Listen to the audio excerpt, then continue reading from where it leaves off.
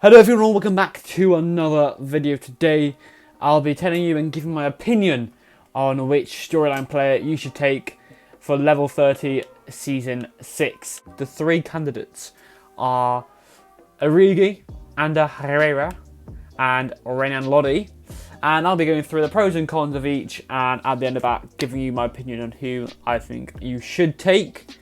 But before I get into the video, if you could leave a like, subscribe, that'd be very much appreciated. And without any further ado, let's get into it. So first up, we have Divock Origi.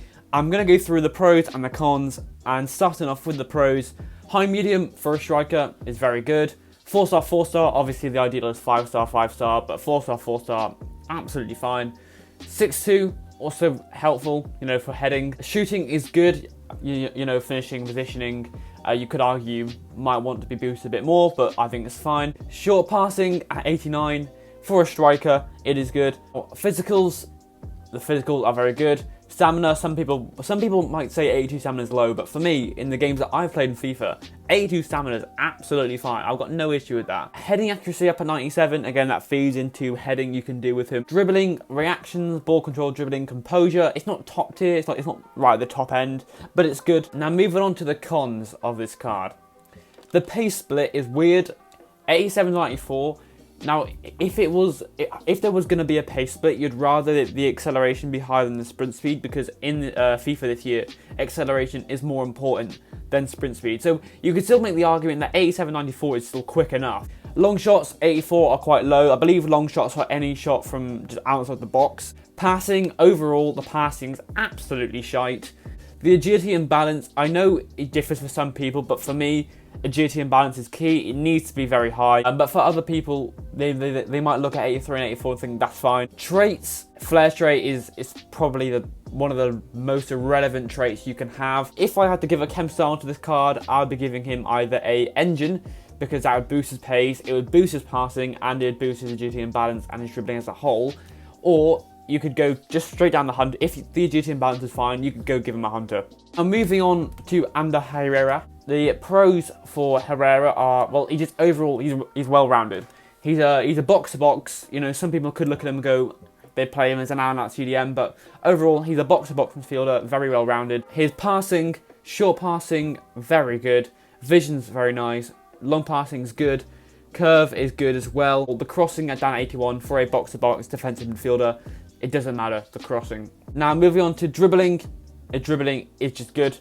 For as I said, a midfielder or a defensive midfielder, the dribbling is good. Defending for a box-to-box, good. If you're going to be playing him as an out-and-out CDM, you'll need to boost that. And then his physicals, stamina 98, it's perfect, absolutely perfect.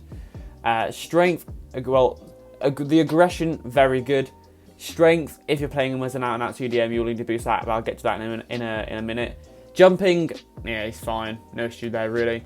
Also, the pros are high for a centre midfielder. High is ideal. And also for a box-to-box, 4-star, 4-star, absolutely fine. Now, moving on to the cons. Pace, it's a bit weird. Again, it's a pace split, but overall, I'd still say pace is a little bit lacking. The long shots are a bit low. Strength, if you were to be playing him as an out-and-out CDM, or even as a box-to-box, I would be cautious about the strength, because I feel strength could be a little bit low. Now, the chem style I would give Herrera would be, if I was playing him as a out-and-out CDM, I would go for a shadow. If I'm playing him for a box-to-box, I'd give him an engine, because that would boost his agility and balance, that would boost his pace, and his passing would be taken to the top tier. Now, moving on, last but not least, Lodi.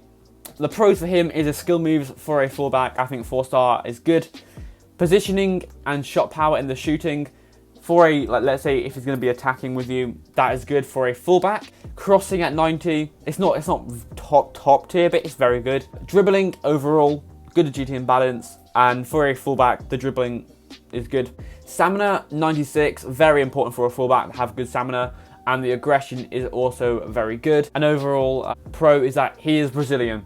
Cons, his passing isn't, I know it's a crossing, but overall, his passing isn't great. Short passing 84, long pass 83, vision 81. It's not very good for me.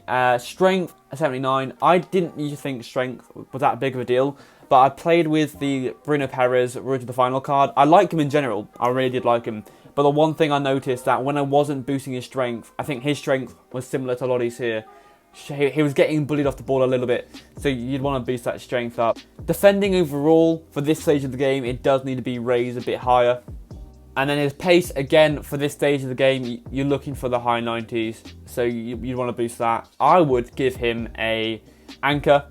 I think that would boost his pace up to high 90s, take his defending to another level, and that would also boost up the strength. So that is the pros and cons for all the cards and also the chemistry style I would give them. Now for me, if I had to pick which card you should take, I would personally go Ander Herrera as my first, closely followed by Lodi, and then lastly Origi.